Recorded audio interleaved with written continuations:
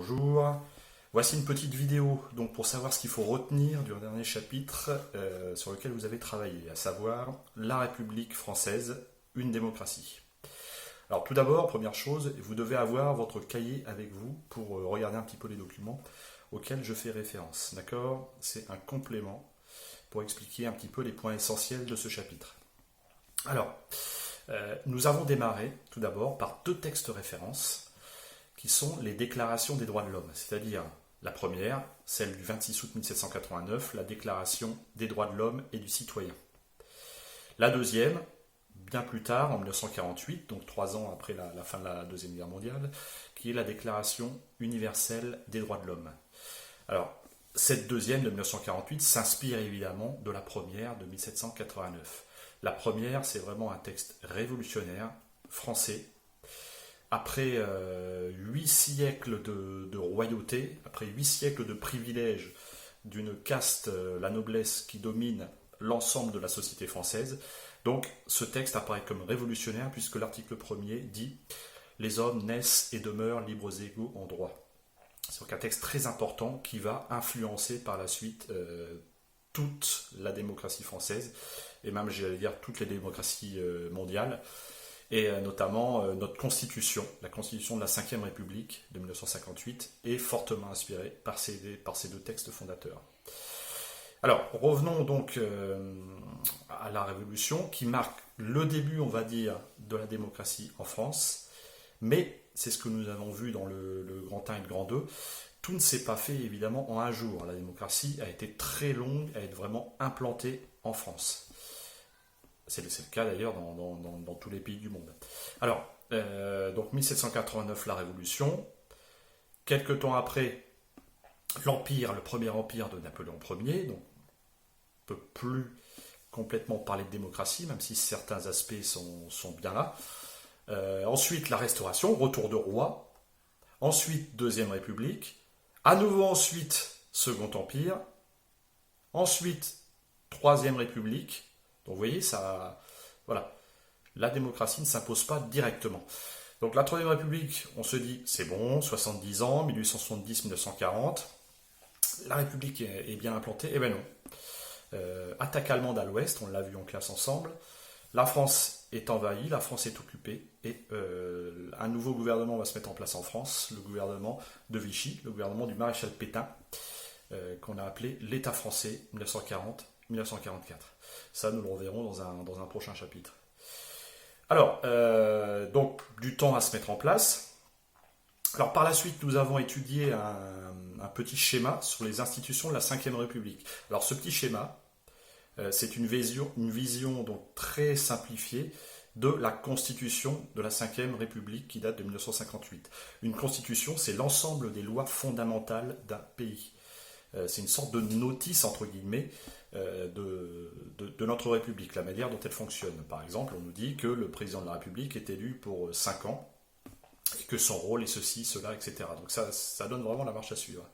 Alors, ce document, il vous paraît peut-être un petit peu compliqué. Retenez principalement une chose la plus importante, c'est que les pouvoirs sont partagés, les pouvoirs sont divisés, les pouvoirs sont séparés, les pouvoirs sont partagés. Qu'est-ce que j'entends par pouvoir ?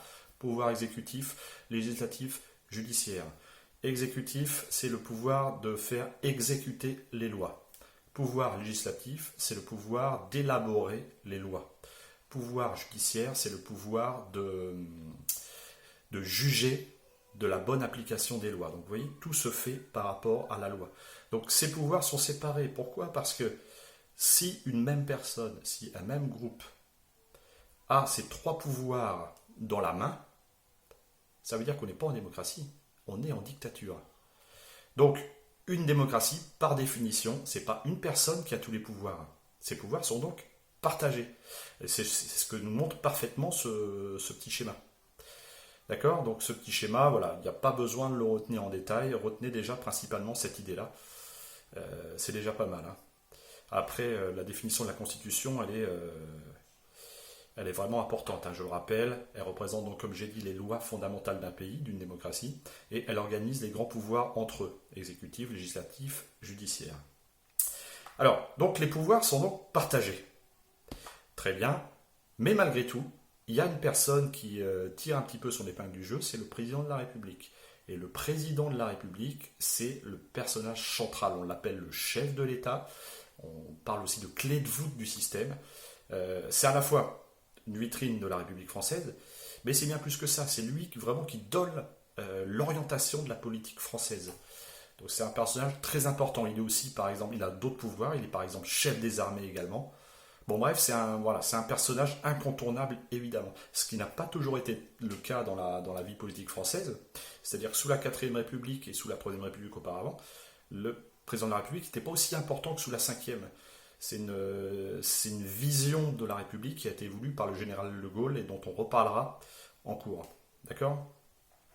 Voilà, donc très très important ce rôle du président de la République. Alors ensuite, on a parlé d'une loi, le parcours d'une loi. On a travaillé sur une petite bande dessinée. Elle est intéressante cette bande dessinée parce qu'elle nous montre un petit peu tout le parcours d'une loi, c'est-à-dire depuis l'idée jusqu'à l'élaboration et la parution des décrets d'application. Et on s'aperçoit que c'est très très long. Ça peut parfois même prendre plus d'une année. Si le sujet fait débat et que les assemblées ne sont pas d'accord, les députés entre eux ne sont pas d'accord, etc., ça peut prendre beaucoup de temps. Mais en tout cas, on voit une chose, c'est qu'il y a énormément d'une procédure qui nous paraît peut-être un petit peu compliquée, un petit peu longue, mais c'est la nécessité pour que les choses soient bien faites et qu'une loi, elle soit conforme à la Constitution française. Elle soit donc constitutionnelle et non pas anticonstitutionnelle. De toute façon, une loi anticonstitutionnelle, ça n'existe pas, elle ne serait pas de toute manière adoptée. Donc voilà, donc c'est un processus hautement démocratique. Hein. D'accord ? Alors d'autre part, en cas de désaccord entre l'Assemblée nationale et le Sénat, les deux assemblées, les deux représentants du pouvoir législatif, c'est toujours l'Assemblée nationale qui a le dernier mot. Pourquoi ? Parce que ce sont des députés qui sont élus, et les députés sont élus par le suffrage universel. C'est-à-dire tous les Français élisent les députés. Ce n'est pas le cas des sénateurs, puisque les sénateurs, ce ne sont pas tous les Français qui élisent les sénateurs, ce sont simplement les grands électeurs. Les conseils régionaux par exemple, les maires, etc. Alors ensuite, un chapitre sur l'opinion publique et les médias. Alors, une partie du chapitre sur l'opinion publique et les médias. Donc c'est important, ce petit travail que vous aviez à faire est important parce qu'il nous montre qu'il faut avoir l'esprit critique, il faut réfléchir, et pour réfléchir, il faut être bien informé. Donc par exemple, si on regarde uniquement à la télé BFM TV, on sera informé, mais pas complètement. C'est-à-dire qu'il faut regarder plusieurs chaînes d'information. Il faut regarder par exemple la 27, la chaîne de France Info, et avoir ainsi plusieurs opinions, plusieurs avis, plusieurs manières d'apprendre les choses.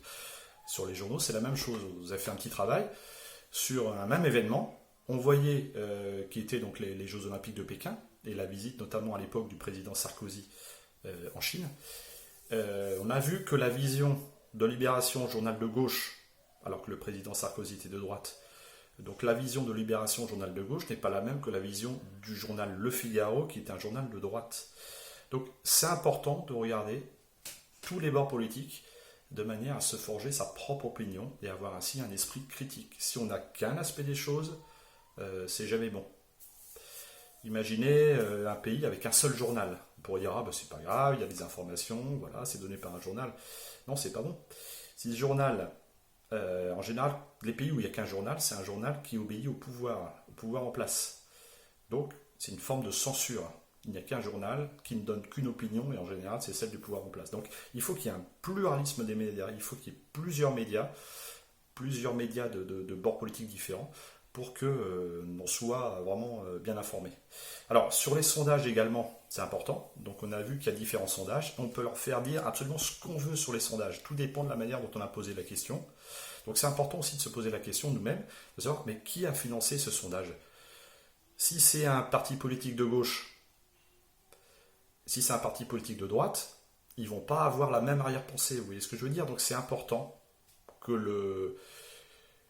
l'auditeur, que celui qui regarde les sondages, soit informé de qui a commandé l'organisation du sondage. C'est très très important. Voilà, donc n'oubliez pas de lire également la page 382 pour bien mémoriser ce cours, bien comprendre les choses. Et je vous dis à bientôt. Et la prochaine vidéo, ça sera donc sur la France de Vichy.